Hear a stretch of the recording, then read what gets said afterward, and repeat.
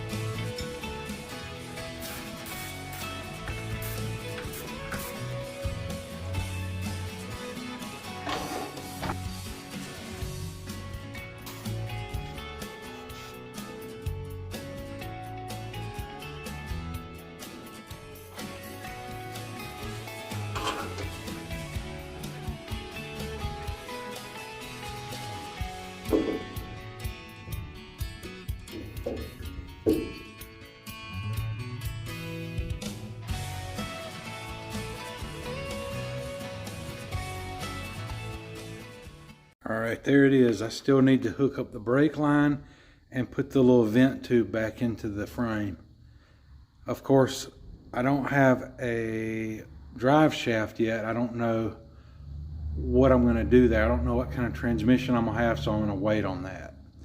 I also need to put my brake lines, the hard brake lines that go across the axle, on, but I have lost my pipe bender. Once I find it or buy another one, I'll put it on. So now on to the front brakes. Unfortunately, this is bad timing for Scarebird because they are not in stock for the part I need. And I'm not going to wait around forever for something that may never materialize. So I'm just going to try to rebuild the front drum brakes for the time being. You know, the parts to put drum brakes back to new are very cheap. And so let's see how that goes for me.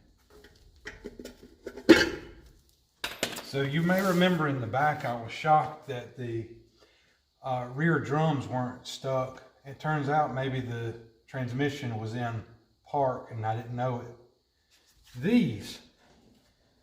These are stuck without a doubt.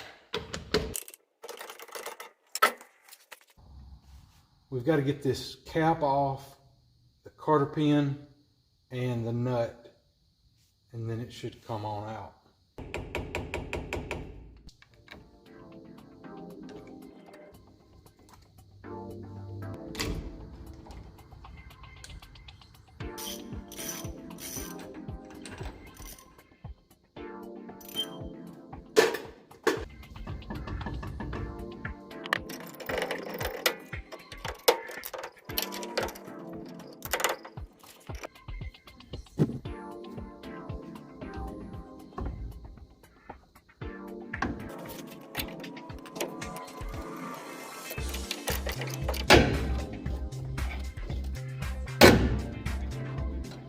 That is a good sound.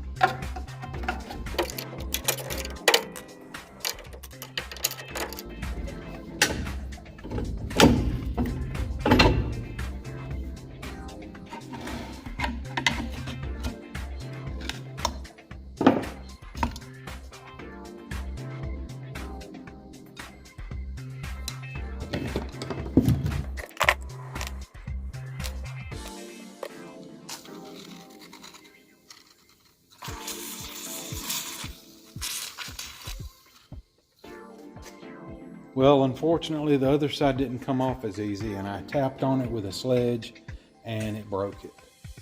So I just broke it some more, tapped on it some more and more. So that was a big mistake. It'll cost me.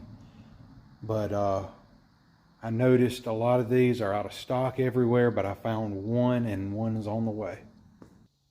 So it's the next day, and all that PB Blaster has soaked in, so I'm going to turn it over.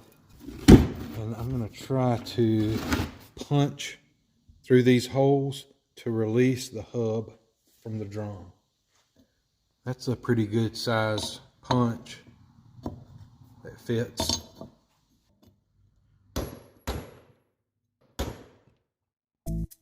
Here is the situation. I was able to get this hub off of this drum.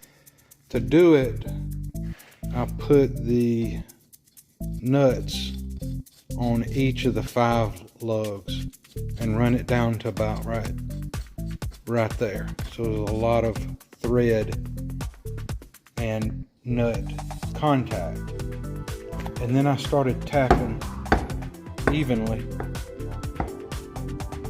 around until I could see it starting to break loose. So with this one being damaged, and hopefully the one that comes in the mail is correct. This one though is not damaged. I'm going to try to preserve it and take it to the brake shop to get the drum turned without taking the hub off if possible. This is going to be a short video this week because now I'm just waiting on some brake parts to come in. But you may remember these heat shields that were on the undercarriage of the vehicle. This was for the muffler, and this is the tailpipe. This is some sort of a fiber board. And I want you to write in the comments if you have a suggestion what I could glue this stuff back on with. I love to use stuff that I already have on the shelf and not have to go buy something else. Some roof asphalt sealant for shingles or heavy-duty construction adhesive. Which one of these do you think will work the best? So between now and next week, I'm going to sandblast these and repaint them and glue this stuff to them. It's made out of some sort of fiber.